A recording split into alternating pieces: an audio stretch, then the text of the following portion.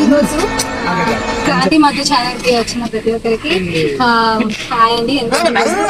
Birthday so మా brothers and cousins తోని మేము మా మమ్మీకి కేక్ కటింగ్ చేయించడానికి అని చెప్పేసి ఈరోజు ఎందుకంటే వచ్చామంటే మా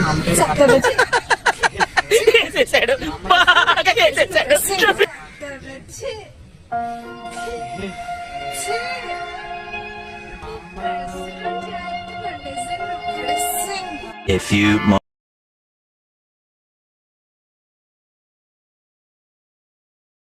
moments later.